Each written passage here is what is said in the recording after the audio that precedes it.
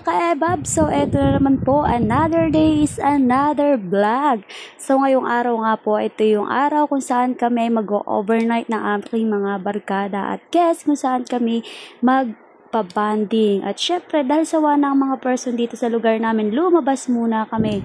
At syempre, medyo malayo-layo din ang biyahe, pero worth it naman mga ka-ebab dahil napakaganda ng resort nila.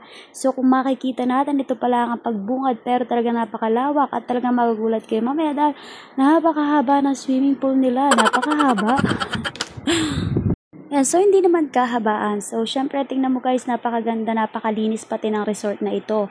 At talagang dinarayo kahit taga Maynila o taga saan man ay talaga pumupunta pa dito para lamang mag-outing at mag-overnight. At syempre guys, payo ko lamang sa mga mag-overnight ay talaga napakaganda at worth it. So meron nga palang 33k lang, pero ito ay walang second floor pero with aircon.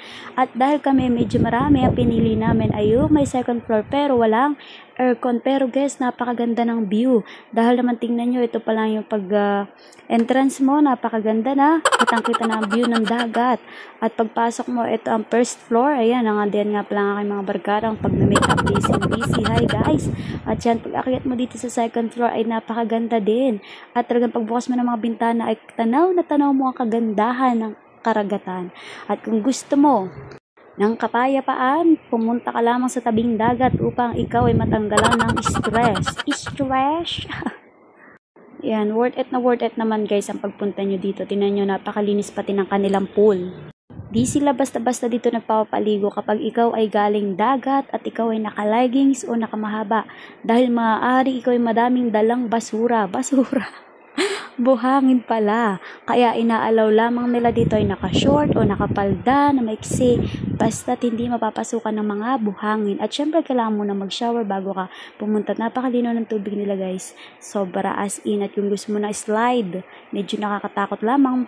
Pag titignan mo sa video ay mukhang hindi, pero pag sa personal na ay matatakot kang mag-slide. Maganda rin ang pool nila dito kasi kahit di ka marunong maglangoy, pa-slide yung kanilang pool simula mababaw to palalim.